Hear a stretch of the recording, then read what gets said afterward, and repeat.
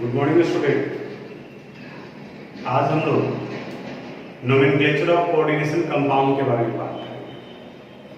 और पहले भी आपको बताया था कि जब नोमेनक्लेचर आप करोगे, फॉर्मुलेशन जब आप करोगे, तो जो लिगेंड का लिस्ट दिए हैं वो आपके पास में होना चाहिए। इस तरीके से ये सीट के फॉर्म, उसी सीट का हम यहाँ प्रिंट निकाल लिए हैं। यानी कि किस तरीके से आप प्रैक्टिस करोगे वो दिखाने के लिए कि कहाँ पर से कौन सा इंफॉर्मेशन आपको मिलेगा, ये हम यूज कर रहे हैं। नोमेनक्लेचर आज स्टार्ट करना है, लेकिन नोमेनक्लेचर के पहले एक टर्म को थोड़ा समझते हैं जो कि लिगेंड से रिलेटेड है। लिगेंड में ही एक टर्म आता है एम्बिडेंट और एम्बिडेंटेड लिगेंड। एम्बिडेंट और एम्बिडेंटेड लिगेंड, ये अपने आप में भी 1 मार्क्स का बहुत इंपॉर्टेंट क्वेश्चन है, पूछा हुआ है बोर्ड एग्जामिनेशन में भी। What do you mean by ambidentate ligand? आपको बुक में भी ये क्वेश्चन मिल जाएगा। आपके लिस्ट में कुछ एक एग्जांपल देखोगे तो जैसे आपको मिल जाएगा Cn माइनस और Nc minus, NO2 minus and ONO minus. यहाँ पे लिस्ट देखोगे तो इन दोनों जगह पर Cn माइनस में यहाँ आपको डोनर एटम कार्बन दिख रहा है और Nc माइनस में डोनर एटम नाइट्रोजन मिल रहा है। वहीं NO2 माइनस में डोनर एटम नाइट्रोजन है और ONO में डोनर एटम ऑक्सीजन है। एक और एग्जांपल आपको मिलेगा HCl माइनस और NCS माइनस। HCl माइनस इसमें सल्फर है और NCS माइनस इसमें नाइट्रोजन है। ये एम्बिडेंटेड लिगेंड के एग्जांपल है। अब इसको समझते हैं कि इसे एम्बिडेंटेड लिगेंड कहा क्यों गया है, डेफिनेशन क्या है। डेफिनेशन है the monodentate ligand which has 2 donor atom. The monodentate ligand which has 2 donor atom is called ambident or ambidentate ligand. यानी कि Cn में, साइनाइडो में, साइनाइड में, साइनो में, साइनो और साइनाइडो हम लोग लिगेंड के फॉर्म में इसका यूज करते हैं और जनरल कंपाउंड में इसको साइनाइड कहा जाता है। इसमें 2 डोनर एटम है, एक कार्बन और दूसरा नाइट्रोजन। यानी कि कार्बन भी अपना पेयर ऑफ इलेक्ट्रॉन दे सकते हैं और नाइट्रोजन भी अपना पेयर ऑफ इलेक्ट्रॉन दे सकते हैं। लेकिन ये मोनोडेंटेट है, यानी कि एक ही कोई इनमें से कोऑर्डिनेट बॉन्ड बनाएगा। यानी कि अगर Cn लिखा हुआ है तो कार्बन सिर्फ कोऑर्डिनेट बॉन्ड बनाएगा और Nc माइनस लिखा हुआ है तो नाइट्रोजन सिर्फ कोऑर्डिनेट बॉन्ड बनाएगा। तो अगर मोनोडेंटेट हैं लेकिन उनके पास 2 एटम है, अवेलेबिलिटी है कि वो 2 एटम दोनों में से कोई डोनेट कर सकता है, तो उसको एम्बिडेंटेट कहा जाएगा। NO2 माइनस और ONO माइनस, इसीलिए इनके डेफिनेशन में, इनके नाम में भी देखोगे तो जहां Cn माइनस है वहां लिखा हुआ है साइनो और साइनाइडो, और जहां Nc माइनस है वहां लिखा हुआ है आइसोसाइनाइडो। और NO2 माइनस और ONO में एक में N है दूसरे में O है, तो इसके नाम में देखोगे कैपिटल N और कैपिटल O लिखा हुआ नजर आएगा। ये हो गया नाइट्रिटो N और ये हो गया नाइट्रिटो O। नाइट्रिटो N का मतलब डोनर एटम नाइट्रोजन और नाइट्रिटो O का मतलब डोनर एटम ऑक्सीजन है। उसी तरह से यहाँ HCl माइनस और NCS माइनस, एक थायोसाइनेटो है और दूसरा आइसोथायोसाइनेटो है। कंफ्यूजन कहां पर होता है? कंफ्यूजन डाइडेंटेट और एम्बिडेंटेट लिगेंड को लेकर होता है। डाइडेंटेट उन्हें कहा जाता है जिनके पास 2 डोनर एटम हैं और 2 कोऑर्डिनेट बॉन्ड बनाते हैं, जैसे EN, ethane 1,2 diamine, oxalate ion, C2O4 2- ion. ये डाइडेंटेट के एग्जांपल है। लेकिन एम्बिडेंटेट लिगेंड मोनोडेंटेट लिगेंड होता है इनके पास में 2 डोनर एटम लेकिन बॉन्ड बनाएगा एक ही। जैसे एक सिंपल एग्जांपल बताते हैं, हम लोगों के पास में 2 हाथ हैं लेकिन हम लोग लिखने के लिए एक ही हाथ का यूज करते हैं। हम में से अधिकांश लोग राइट हैंड का यूज करते हैं, कुछ लोग लेफ्ट हैंड का यूज करते हैं, लेकिन लिखने के लिए एक ही यूज करेंगे। तो वी हैव टू हैड, हम लोग के पास में 2 डोनर एटम है but we can form only one coordinate bond, इसलिए हम लोग एग्जाम्पल हो गए एम्बीडेंटेट लिगेंड के। लेकिन अगर कोई दोनों हाथ से एक साथ में लिख सकता है तब उसको हम लोग डाइडेंटेट कहते हैं, यानी कि दोनों कोऑर्डिनेट बॉन्ड का फॉर्मेशन कर रहा है। जैसे लियोनार्डो दा विंची के बारे में कहा जाता है, आप भी सुने होंगे, हम भी सुने ही हैं, कि वो बहुत बड़े फिलोसफर थे और बहुत बड़े आर्टिस्ट भी थे। आर्ट ऑफ मोनालिसा बहुत फेमस है, उस टॉपिक पर नहीं जाते हैं। उनके बारे में कहा जाता है कि उनमें ये काबिलियत था कि वो एक साथ में अपने दोनों हाथ से दो अलग अलग टॉपिक पर काम कर सकते थे। तो देखो एक अलग बात हो गया, तो उनको डाइडेंटेट वाले ग्रुप में रखेंगे क्योंकि वो दोनों यूज कर रहा है। तो वैसे लिगेंड जिसमें दो डोनर एटम हैं लेकिन बनाएगा वो सिर्फ एक ही कोऑर्डिनेट बॉन्ड है, वो मोनोडेंटेट, तब वैसे को हम लोग एम्बीडेंटेट लिगेंड करते हैं। यानी कि एम्बीडेंटेट लिगेंड में ये सब के सब आपको मोनोडेंटेट लिगेंड वाले पार्ट में मिलेंगे, but it has two donor, यानी कि एक मोनोडेंटेट का स्पेशल टाइप आएगा। और वही डाइडेंटेट में वो दो बॉन्ड बनाएंगे एक साथ में। जैसे इथेन 1,2 डायमाइन को अगर ले लें तो इथेन 1,2 डायमाइन का स्ट्रक्चर हो गया CH2NH2 CH2NH2। यहां पर ये नाइट्रोजन भी कोऑर्डिनेट बॉन्ड बना रहा है और ये नाइट्रोजन भी कोऑर्डिनेट बॉन्ड बना रहा है।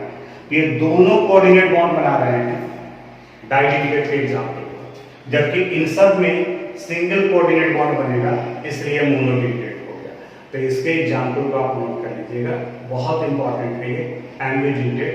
अगर एक बार में क्लियर नहीं होगा, फिर से हम एग्जांपल बताए हैं, इस वाले क्वेश्चन को आप रिपीट करके फिर ध्यान से सुनिए। आप में से अधिकांश लोग ऐसा क्वेश्चन पूछते हो तो थोड़ा सा ताज्जुब भी लगता है। आप में से कोई पूछ रहा है कि SCN माइनस का ऑक्सीडेशन नंबर कितना होगा।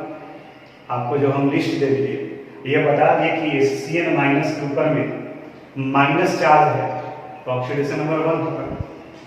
EN का ऑक्सीडेशन नंबर कितना होगा। अब जब इसके ऊपर में कोई चार्ज नहीं है, वीडियो में भी बता चुके हैं, और वही चीज आप फिर पूछते हो तो थोड़ा सा कुछ लगता है अजीब तरीके का। इंस्ट्रक्शन देने के बाद नहीं सुनते। इत्मीनान से आप पढ़िए, इत्मीनान से आप पढ़िए, एक एक चीज को समझने का कोशिश कीजिए। तो ये एम्बीडेंटेट लिगेंड से रिलेटेड था। अब एम्बीडेंटेट लिगेंड के बाद में हम लोग आ जाते हैं अपने टॉपिक पर, जो कि आज हम लोग को स्टार्ट करना है, यानी नोमेनक्लेचर।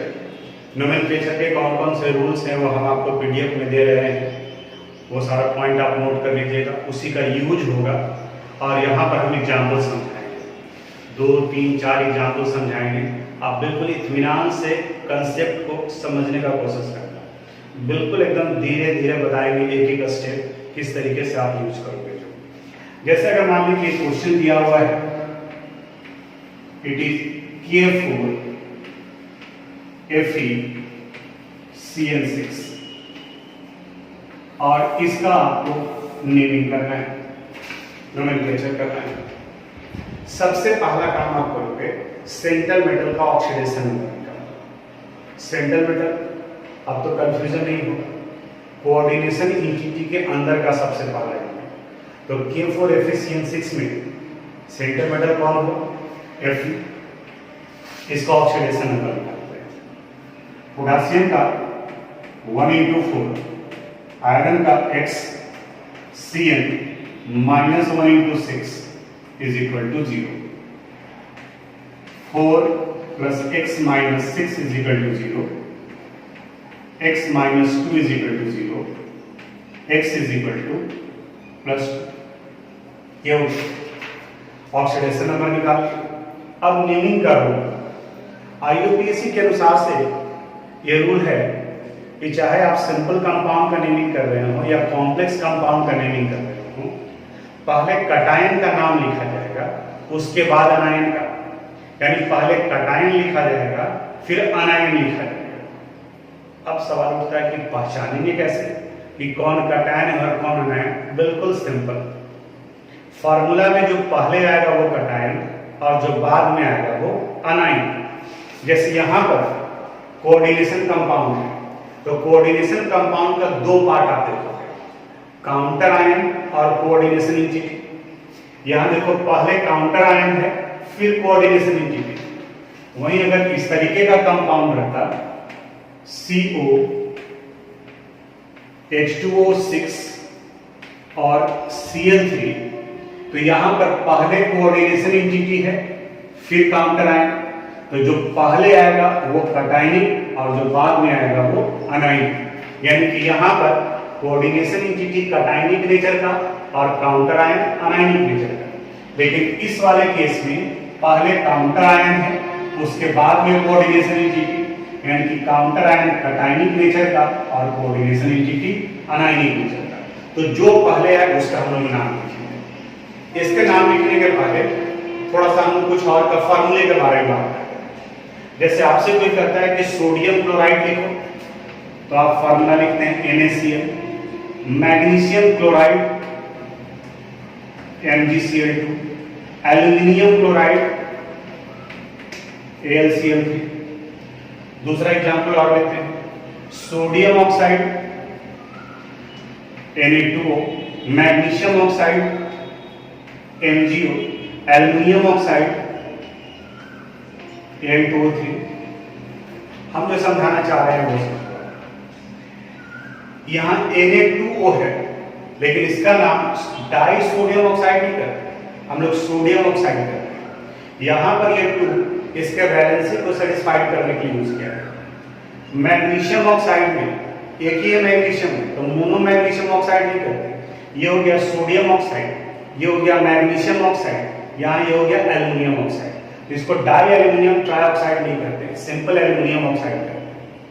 मेरे बताने का मतलब ये कि अगर काउंटर आयन का कोई नंबर दिया हुआ है तो वो उसके वैलेंसी को सेटिस्फाइड करने के काउंटर आयन का, हम लिगेंड के बारे में बात नहीं कर रहे, काउंटर आयन जो कोऑर्डिनेशन एंटिटी के बाहर हो, आइदर लेफ्ट हैंड साइड और राइट हैंड साइड, उसके नंबर को नाम में रिप्रेजेंट नहीं करते हैं, यूज नहीं करते हैं। जैसे यहाँ डाई सोडियम ऑक्साइड नहीं करते हैं, हम लोग सिर्फ सोडियम ऑक्साइड करते हैं। उसी कंसेप्ट को यहाँ यूज करेंगे। तो पहले कटायन का नेमिंग करना है, तो कटायन यहाँ पर पोटेशियम है, पोटेशियम का 4 है, 5 है, 6 है, उससे हम लोग को मतलब नहीं है। यहाँ काउंटर आयन पोटेशियम है, ये कटायनिक नेचर का है, पहले आया है, तो पहले इसका नाम लिखें, ये लिख दिए हम लोग पोटेशियम। इनका कंप्लीट हो गया। इसके बाद में अब कोऑर्डिनेशन एंटिटी, कोऑर्डिनेशन एंटिटी के बारे में रूल है कि in writing the name of coordination entity the name of ligand should be written first in alphabetical order. यानी कि लिगेंड को सबसे पहले लिखेंगे और लास्ट में मेटल लिखेंगे। यानी कि फार्मूला का ठीक उल्टा, फार्मूला लिखते वक्त में पहले मेटल आता है फिर लिगेंड आता है, लेकिन नाम लिखते वक्त में पहले लिगेंड का नाम लिखा जाएगा फिर मेटल का नाम आएगा। तो CN का लिस्ट देखो, CN का नाम है साइनो और साइनाइडो, दोनों में से कोई यूज कर सकते हैं, हम लोग साइनाइडो का ही यूज करते हैं। और इसका नंबर कितना है 6, तो यहां आ जाएगा ये हेक्सा साइनाइडो, हेक्सा साइनाइडो। अब Fe आपके पास में ये लिस्ट है दिया हुआ, यहां पर देखो कि मेटल दिया हुआ और फिर कटायन और न्यूट्रल और एनायन। यहां बताया कि अगर Fe कटायन और न्यूट्रल है तो आयरन लिखना है, और अगर अनायन है तो फेरेट लिखना है। अब इसका क्या मतलब, इसका मतलब ये कि अगर सेंट्रल मेटल कटायनिक और न्यूट्रल कोऑर्डिनेशन एंटिटी का पार्ट है तो आयरन लिखा जाएगा, और अगर अनायनिक का पार्ट है तो फेरेट लिखा जाएगा। तो देखो, तो ये कटायनिक है और ये किस नेचर का हो गया, अनायनिक। तो अनायनिक में हम लोग 8 लगाते हैं, यानी कि आयरन के लिए हम लोग फेरेट वर्ड यूज करेंगे। तो साइनाइडो फेरेट, ये लिखिए। ऑक्सीडेशन नंबर वैल्यू कितना है 2, तो यहां पर इसका ऑक्सीडेशन नंबर वैल्यू 2 लिख दिए। एक दो चीज और ध्यान दो, पूरे नाम को हम लोग स्मॉल लेटर से यूज करेंगे। आप एनसीईआरटी के क्वेश्चन में देखोगे तो पहला लेटर कैपिटल है, लेकिन जब आप टेक्स्ट पढ़ेंगे, कुछ एक बुक में तो रूल्स भी डाल दिया है कि name should be written in small letter, तो ये सब स्मॉल लेटर होगा। पहला पॉइंट ये। दूसरा पॉइंट, स्पेस सिर्फ काउंटर आयन और कोऑर्डिनेशन एंटिटी के बीच में होगा। पूरे कोऑर्डिनेशन एंटिटी का नाम एक सिंगल वर्ड के जैसा होना चाहिए। देख रहे हो साइनाइडो और फेरेट के बीच में कोई स्पेस नहीं है। अगर आप स्पेस डाल दिए तो आईयूपीएसी रूल के अनुसार से वो गलत हो जाएगा। यहाँ हो गया हेक्सा साइनाइडो फेरेट और रोमन में ऑक्सीडेशन नंबर 2 आया है तो यहाँ 2 लिखा गया है। पेशेंस रखो, हम 3-4 क्वेश्चन बनाने जा रहे हैं। ये फर्स्ट क्वेश्चन। दूसरे एग्जाम्पल पर आते हैं। सपोज हमें नेमिंग करना है Na3AlOX whole thrice. Coordination compound है। सबसे पहला काम करेंगे सेंटर मेटल का ऑक्सीडेशन नंबर निकालेंगे। सेंटर मेटल एल्यूमिनियम है, सोडियम का ऑक्सीडेशन नंबर 1 into 3। एल्यूमिनियम के लिए हो गया X प्लस OX। लिगेंड के लिस्ट में देखो डाइकेट वाले पार्ट में आएगा OX के ऊपर में -2 चार्ज है, यहाँ -2 into 3 इज इक्वल टू, ये न्यूट्रल है, इसके ऊपर में कोई चार्ज नहीं है, इज इक्वल टू 0। तो 3 plus x minus 6 is equal to 0, x minus 3 is equal to 0, x would be equal to plus 3। Oxidation number निकल गए। अब इसके बाद में नेमिंग, पहले कटायन का फिर एनायन का। अब आप देखो इसमें कटायन है कौन, जो फार्मूला में पहले आएगा, यानी कि पहले सोडियम है यानी कि काउंटर आयन, फिर कोऑर्डिनेशन इंटीटी। काउंटर आयन कटायनिक और कोऑर्डिनेशन इंटीटी अनायनिक। तो जब कोऑर्डिनेशन इंटीटी अनायनिक है तो यहाँ एल का नाम एल्यूमिनेट होगा, ना कि एल्यूमिनियम। नेमिंग करते हैं। काउंटर आयन सोडियम है, इसका 2, 3, 4, 5 इससे मतलब नहीं है, यह सोडियम है तो इसलिए इसका नाम लिख दिए हम लोग सोडियम। काउंटर आयन के बाद में स्पेस डालें। अब यहाँ लिगेंड है OX। आप लिस्ट देखो, लिस्ट में OX का नाम दिया हुआ ऑक्सलेटो। कितना ऑक्सलेटो का नंबर है 3, तो यहां लिखेंगे ट्राई ऑक्सलेटो। हो गया। अब सेंटर मेटल एल, तो एल के लिए नाम लिखते हैं हम लोग एल्यूमिनेट। ट्राई ऑक्सलेटो एल्यूमिनेट और ऑक्सीडेशन नंबर कितना आ गया 3, तो यहां ऑक्सीडेशन नंबर 3 लिख दिए। Sodium try ऑक्सलेटो aluminate, try ऑक्सलेटो aluminate. Third example में आते हैं। थर्ड एग्जांपल है K2PdCl4। अब धीरे धीरे आपको रास्ता पता चलेगा। पहला काम क्या करना है, ऑक्सीडेशन। किसका oxidation number, centre metal. Centre metal कौन है, Pd, निकाल लेते हैं इसका। तो इनका ऑक्सीडेशन नंबर हो गया 1 into 2 plus x plus -1 into 4 is equal to 0। 2 plus x minus 4 is equal to 0, x minus 2 is equal to 0, x would be equal to plus 2। Oxidation number यहाँ 2 आ गया। अब इसके बाद नेमिंग करना है, पहले कटायन का फिर अनायन का। बस ऐसे ही आपके दिमाग में भी उठना चाहिए आवाज। यहाँ काउंटर आयन कटायन और कोऑर्डिनेशन इंटीटी अनायन। तो जब कोऑर्डिनेशन इंटीटी अनायन है तो अनायनिक वाले पार्ट में पीडी के लिए देखो क्या लिखा जाता है, पैरेडेट। इसका नाम पैरेडेट होगा, वो तो लास्ट में आएगा। पहले यहाँ काउंटर आयन में पोटेशियम है तो यहाँ लिख दिए पहले पोटेशियम। पोटेशियम लिगेंड में Cl है, Cl हाइड्रोजन है और हाइड्रोजन के लिए X यूज किए हम लोग लिस्ट में और इन्हें हालाइडो कहा जाता है। यानी फ्लोरीन है तो फ्लोराइडो, क्लोरीन है तो क्लोराइडो, ब्रोमाइडो, आयोडाइडो। अब ध्यान दें, अगर क्लोरीन काउंटर आयन है तब इसका नॉर्मल नेम होगा। जैसे कोई भी एक कंपाउंड है जहां Cl लगता है, NaCl sodium chloride, MgCl2 magnesium chloride. तो अगर काउंटर आयन के रूप में यूज हो रहा है तो क्लोराइड, लेकिन अगर लिगेंड के फॉर्म में यूज हो रहा है तो हालाइडो यानी कि क्लोराइड यूज करेंगे। तो यहां पर ये Cl क्लोराइडो और नंबर कितना है 4, तो 4 के लिए हो गया टेट्रा। तो टेट्रा क्लोराइडो और पीडी पैलेडियम, तो यहां से वैल्यू हो गया पैलेडेट। ऑक्सीडेशन नंबर का वैल्यू कितना आ गया 2, तो यहां ऑक्सीडेशन नंबर लिखेंगे हम लोग 2। पोटेशियम ये स्मॉल लेटर है, हमेशा सब पूरा स्मॉल लेटर से होगा, और स्पेस सिर्फ इस काउंटर आयन और कोऑर्डिनेशन एंटिटी के बीच में है, बाकी पूरा ये सब एक साथ में है। तो पोटेशियम टेट्राक्लोराइडो पैलेडेट और ऑक्सीडेशन नंबर 2, तो रोमन में वहां पर 2 लिखा हुआ है। अब फोर्थ एग्जांपल में आते हैं। सपोज यहां क्वेश्चन में दिया हुआ है K3Fe2O4 होल थ्राइस। पहला काम ऑक्सीडेशन किसका, सेंट्रल मेटल का, तो ऑक्सीडेशन नंबर निकालते हैं। पोटेशियम का 1 × 3, आयरन का X(C2O4) ऑक्सीलेट आयन है, इनका -2 होता है, तो -2 × 3 = 0। यहाँ 3 + x - 6 = 0, x - 3 = 0, x +3। ये कर दिया।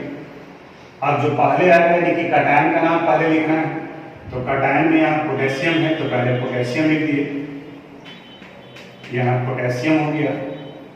अब इसके बाद कोऑर्डिनेशन एंटिटी में लिगेंड ऑक्सीलेटो है और इसका 3 एटम्स है, तो ये हो गया try ऑक्सीलेटो metal Fe।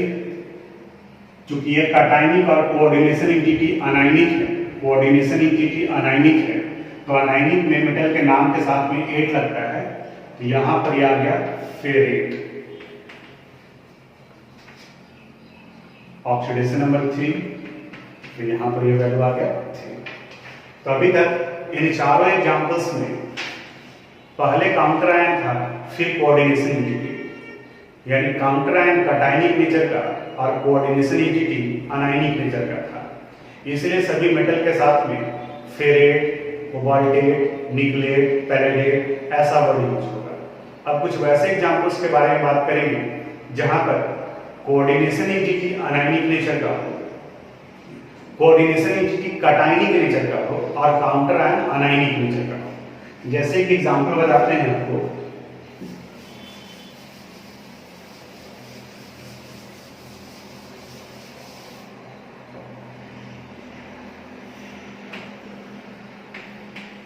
CO NH3 6 और Cl3। फर्स्ट स्टेप कॉमन है, सेंटर मेटल का ऑक्सीडेशन नंबर निकालेंगे। देखो यहाँ सेंटर मेटल कौन है, CO, जो कोऑर्डिनेशन एंटिटी के अंदर में आता है। इनका ऑक्सीडेशन नंबर निकालेंगे। CO के लिए वैल्यू क्या हो गया X। अमोनिया न्यूट्रल लिगेंड है, तो 0 × 6। ये काउंटर आयन है, इनका -1 होता है, तो -1 × 3 = 0। x - 3 = 0, x would be equal to +3। आपको पहले ही बताया थे कि ऑक्सीडेशन नंबर ये बहुत इंपॉर्टेंट है, कोऑर्डिनेशन नंबर बहुत इंपॉर्टेंट है, हर दिन आपको जरूरत पड़ेगा। नोमेनक्लेचर में देख रहे हैं कि स्टार्ट वहीं से हो रहा है, अगर आप प्रैक्टिस किए होंगे तो आपके लिए आसान होगा। देखते ही आप बता रहे होंगे कि ऑक्सीडेशन नंबर का वैल्यू कितना क्या। अब नेमिंग करना है, तो पहले कोऑर्डिनेशन एंटिटी आया है, तो पहले कोऑर्डिनेशन एंटिटी का नेमिंग करेंगे, फिर काउंटर आयन का करेंगे, यानी कि काउंटर आयन लास्ट में जाएगा। कोऑर्डिनेशन एंटिटी का नेमिंग करते वक्त में रूल है, the name of ligand written first then centre metal. तो लिगेंड यहाँ पर अमाइन है और इसका नंबर कितना है 6, तो इसका नाम हो जाएगा हेक्साअमाइन। अब CO, फिर देखो लिस्ट मेटल वाले का, CO अगर कटायन और न्यूट्रल है तो कोबाल्ट और अनायन है तो कोबाल्टेट। अब जरा सोचो तो कि यहां पर हम लोग कोबाल्ट यूज करेंगे या कोबाल्टेट। कोबाल्टेट तब यूज किया जाता जब कोऑर्डिनेशन एंटिटी अनायनिक है, लेकिन यहां पर कोऑर्डिनेशन एंटिटी कटायनिक नेचर का है, यानी कि पॉजिटिवली चार्ज है, तो इस CO के लिए हम लोग कोबाल्ट लिखेंगे। तो hexa amine cobalt, oxidation number इसका 3, यहाँ ऑक्सीडेशन नंबर 3 लिख दिए, और काउंटर आयन लास्ट में आ गया क्लोराइड, यहाँ लिखेंगे हम लोग क्लोराइड। जैसे ही बोले कि Cl है, पहले के चारों एग्जाम्पल में पहले काउंटर आयन था तो काउंटर आयन लिखिए, इस वाले एग्जाम्पल में लास्ट में काउंटर आयन है तो लास्ट में काउंटर आयन लिखिए। कोऑर्डिनेशन एंटिटी कहीं पर भी हो, लेफ्ट राइट कहीं पर भी हो, कोऑर्डिनेशन एंटिटी का नाम लिखते वक्त में पहले लिगेंड फिर सेंटर मेटल। अभी तक जितने सारे जैसे यहाँ पर लिखे, अब यहाँ देखो एक दूसरा एग्जाम्पल ले रहे हैं, डिस्कस कर रहे हैं।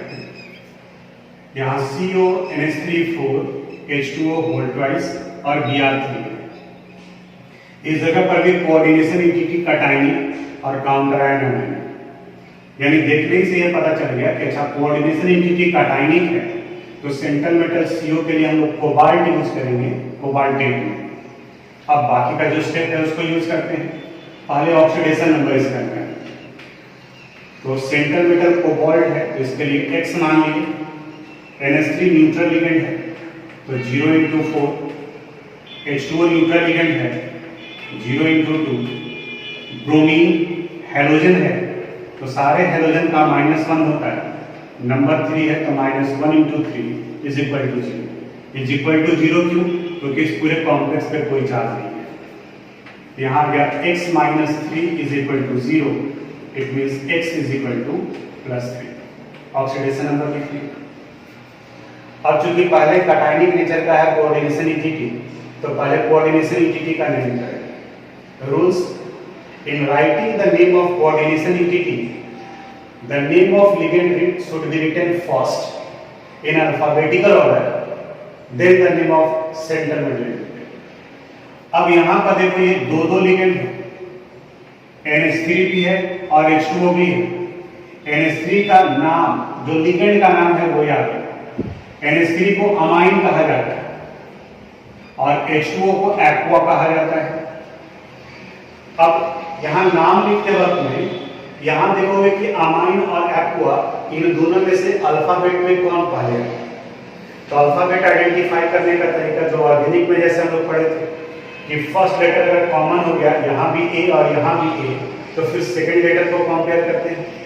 यहाँ सेकंड लेटर में M है और यहाँ पर Q है, तब आप याद करो MNOPQ, यानी M के बाद में Q आता है, यानी अल्फाबेट में अमाइन पहले आएगा उसके बाद एक्वा आएगा।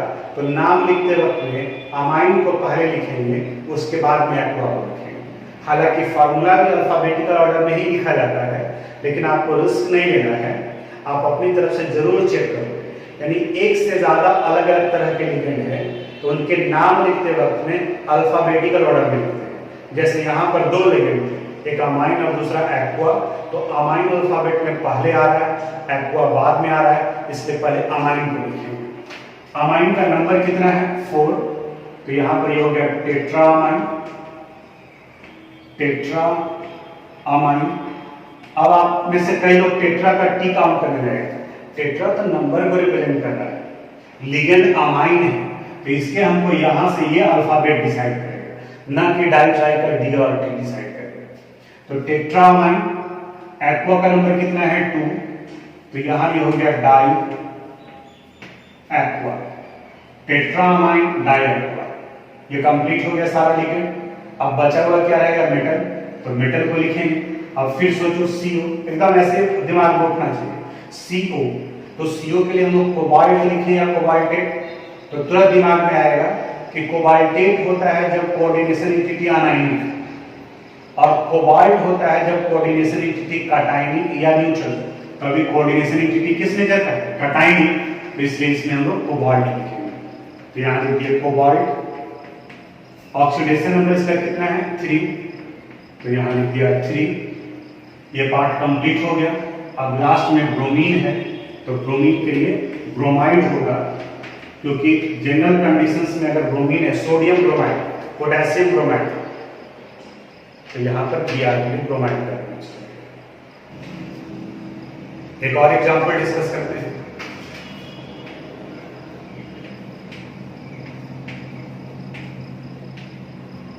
CONH3 NO2 NO3 volt. अब अभी तक जो देखिए पहला काम ऑक्सीडेशन, बाकी रूल्स को छोड़ो, पहले ऑक्सीडेशन। तो यहाँ सेंटर मेटल का ऑक्सीडेशन नंबर कोबाल्ट के लिए X, अमाइन न्यूट्रल लिगेंड है 0x5, NO2 के ऊपर में देखो माइनस चार्ज है, यहाँ इनके लिए -1 हो गया। NO3 नाइट्रेट है, HNO3 NaNO3, तो HNO3 भी आयनाइज करता है X++ NO3-, तो यहाँ ये नाइट्रेट है, तो नाइट्रेट आयन का -1 और नंबर इनका 2 है, तो -1 × 2 = 0। X - 3 = 0, X = +3। अब ये कटायनिक और ये अनायनिक, तो पहले इस कोऑर्डिनेशन एंटिटी के नेमिंग के बारे में बात करेंगे। लिगेंड को देखो, दो लिगेंड है, इस NH3 का नाम हो गया अमाइन और NO2 लिस्ट में देखो NO2 का नाम दिया हुआ है नाइट्रिटो N, तो आपको लिखना होगा नाइट्रिटो N। अगर वही NO2 की जगह पर ONO दिया रहता तो इसका नाम लिखा था नाइट्रिटो O। तो अब यहाँ पर नाम पहले अमाइन आएगा, उसका ऑप्शन नाइट्रिटो। अमाइन का नंबर कितना है 5, तो यहाँ लिखे हम लोग पेंटा अमाइन, इस जगह पर इनका नाम हुआ नाइट्रिटो N, एक साथ में नाइट्रिटो FN। सेंटर मेटल क्या है यहाँ पर CO यानी कि कोबाल्ट स्मॉल लेटर ही होगा C, कोबाल्ट। ऑक्सीडेशन नंबर 3 यहाँ 3। अब देखो आपके दिमाग में कई लोग आ रहा है कि N कैपिटल क्यों दी, समझो आप इसको। नाइट्रिटो N ये रिप्रेजेंट कर रहा है कि here donor atom is nitrogen, और किसी भी एलिमेंट N नाइट्रोजन को रिप्रेजेंट कर रहा है, तो नाइट्रोजन का सिंबल हमेशा कैपिटल ही होगा, ऑक्सीजन का सिंबल हमेशा O ही होगा, कैपिटल ही होगा। इसलिए वैसे कंडीशन में यहाँ N और O कैपिटल आएगा, क्योंकि एलिमेंट को रिप्रेजेंट कर रहा है। तो यहाँ ये पूरा हो गया पेंटामाइन नाइट्रिटो कोबाल्टेट क्यों नहीं, सिंपल रीजन, आयनिक रहता तब ना कोबाल्टेट लगाते हैं, या तो कटायनिक है इसलिए कोबाल्ट लगाए, यहाँ कोबाल्ट। ऑक्सीडेशन नंबर कितना आ गया 3। अब इस NO3 का कोई कॉमन नेम याद करो, जिंक नाइट्रेट, सिल्वर नाइट्रेट। तो जहां पर भी NO3 लगा होता है तो उसको नाइट्रेट कहते हैं, और यहाँ ये 2 तो इसके वैलेंसी को बराबर करने के लिए किया है। काउंटर आयन के नंबर को हम लोग यहाँ मायने दे रखते हैं, तो यहाँ लास्ट में आ गया नाइट्रेट एक स्पेस देने के बाद में ये काम होगा। तो आपको दोनों तरीके का कोऑर्डिनेशन एंटिटी से रिलेटेड बताया कि अगर कटायनिक नेचर का है तो क्या होगा, अनायनिक नेचर का है तो क्या होगा। अब अभी तक हम लोग एग्जाम्पल देखे जहाँ पे कोऑर्डिनेशन एंटिटी पहले वाले एग्जाम्पल्स में सब अनायनिक नेचर का था, फिर दूसरे वाले में सब कटायनिक नेचर का था।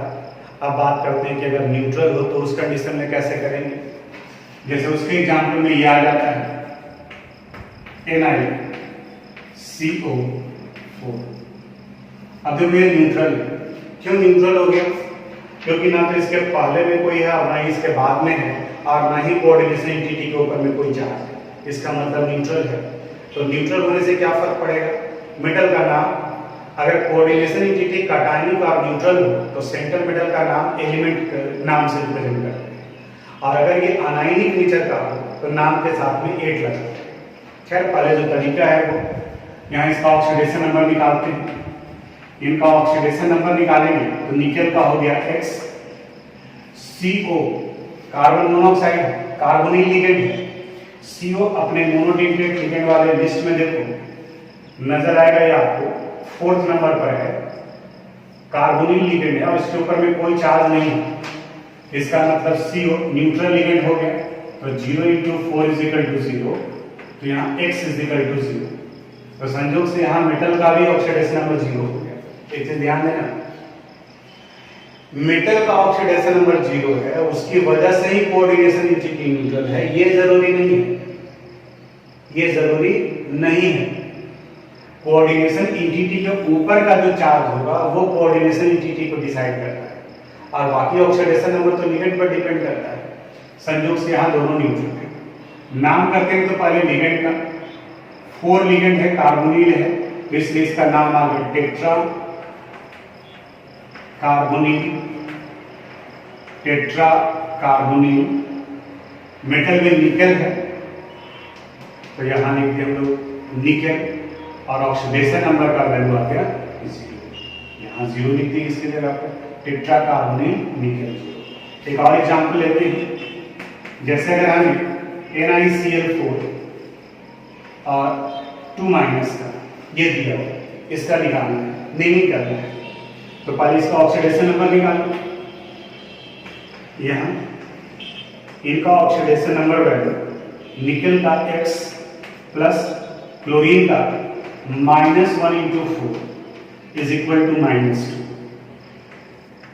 X - 4 is equal to -2, X is equal to +2, यानी कि निकल का ऑक्सीडेशन नंबर +2 हो गया। लिगेंड इसमें Cl है, तो क्लोरीन यानी कि हालाइड हो, तो इसका नेमिंग करेंगे, तो यहां पर इसका नाम आ जाएगा टेट्रा क्लोराइडो। अब यहां देखो एनआई है, याद करो कोऑर्डिनेशन एंटिटी अनायनिक नेचर का है, क्योंकि कोऑर्डिनेशन एंटिटी के ऊपर है माइनस चार्ज। तब आप बताओ निकल लिखें या निकलेट, याद करना है। कैटायन और न्यूट्रल में एलिमेंट होता है और अनायन में 8 लगा है, यानी निकल की जगह पर क्या लिखेंगे निकलेट, और ऑक्सीडेशन नंबर इसका 2 है, तो यहां लिखा जाएगा निकलेट और ब्रैकेट में ऑक्सीडेशन नंबर। एक और एग्जांपल लेते हैं,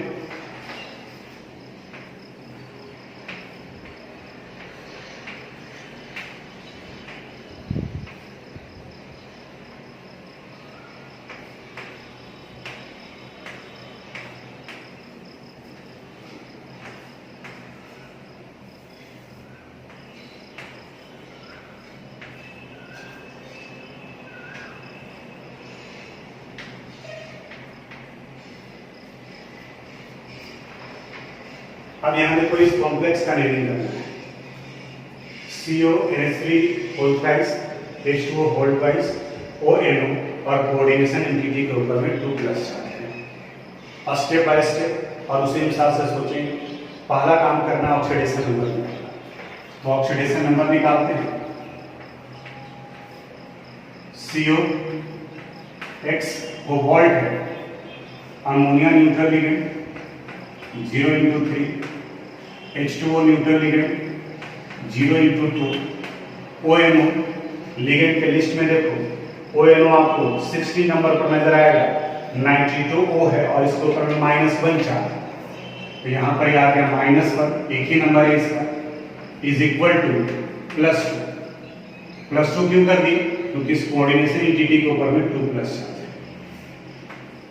X - 1 is equal to +2, X would be equal to +3। अब यहाँ ऑक्सीडेशन नंबर निकल गया। अब इनका नेमिंग करना है, तो इन writing the name of coordination entity पहले लिगेंड को लिखेंगे अल्फाबेटिकल ऑर्डर। एक बार चेक कर लो, ये अमाइन, ये हो गया एक्वा, और ये हो गया नाइट्रिटो-O। तो देखो तो अल्फाबेट में कौन पहले आएगा? अमाइन, फिर एक्वा, फिर नाइट्रिटो।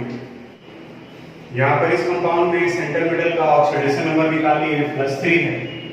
अब अल्फाबेटिकल ऑर्डर में इसका नाम लिखेंगे, तो यहाँ पर अमाइन, एक्वा और नाइट्रिटो। अमाइन का नंबर 3 है, इसलिए हो गया ट्राई अमाइन। एक्वा का नंबर 2 है, डाई एक्वा। नाइट्रिटो-O, नाइट्रिटो-O, और सेंट्रल मेटल है CO, तो CO के लिए हो गया कोबाल्ट। अब कोबाल्ट लिखें या कोबाल्टेट, वही कंसेप्ट देखो, कोऑर्डिनेशन एंटिटी कैटायनिक नेचर का है, इसलिए कोबाल्ट हो गया। ऑक्सीडेशन नंबर यहाँ 3 है, तो ऑक्सीडेशन नंबर 3 लिख दिए। अब इसके बाद में एक चीज और लास्ट में लिखना पड़ेगा, क्योंकि यहाँ ये देखो लास्ट में इसके ऊपर में चार्ज है, ये न्यूट्रल नहीं है, तो इसलिए यहाँ पर ये लास्ट में आपको लिखना पड़ेगा आयन। जैसे आप अगर ये लिख रहे हैं और ये लिख रहे हैं, Na है और ये Na प्लस है, दोनों को अलग कैसे बोलोगे? ये सोडियम हो गया और ये सोडियम आयन हो गया। तो उसी तरह से जब आप आयन वर्ड बोलते हैं तो ये इंडिकेट करता है कि कोऑर्डिनेशन इंटिटी चार्ज नेचर का है, काउंटर आयन वहां अवेलेबल नहीं है। तो यहाँ जो कि चार्ज है इसलिए इसके लास्ट में आयन लगाया गया। तो ये कुछ एग्जाम्पल नोमेनक्लेचर से रिलेटेड था। कुछ क्वेश्चन देंगे हम आपको, आप उसका नेमिंग करोगे, आप अपनी तरफ से भी प्रैक्टिस करोगे। एनसीईआरटी में जो क्वेश्चन दिया हुआ है वो, और कुछ क्वेश्चन आप कुछ एक जगह पर आपको थोड़ा कंफ्यूजन भी होगा, जैसे हम जानबूझ करके भी कहीं कहीं पर 20 ट्रिस जैसा टर्म लगा होगा। पेशेंस रखोगे, हम बताएंगे अगले वीडियो में। समझ में आता है तो ठीक है, नहीं आता है तो उसको स्किप करोगे, उसको छोड़ करके फिर आगे का बनाओगे। ये नहीं कि फिर पूछना शुरू कर दिए कि सर ये 20 कैसे हो गया, ट्रिस कैसे हो गया। अभी बताएंगे तो कंफ्यूजन हो जाएगा और थोड़ा बढ़ जाएगा, उसको अगले क्लास में डिस्कस करेंगे और फॉर्मुलेशन बताएंगे। तब तक आप इसको एक बार 2 बार रिपीट करके देखिए, बनेगा आपसे नोमेनक्लेचर बनेगा। बहुत कंसेप्चुअल पार्ट है।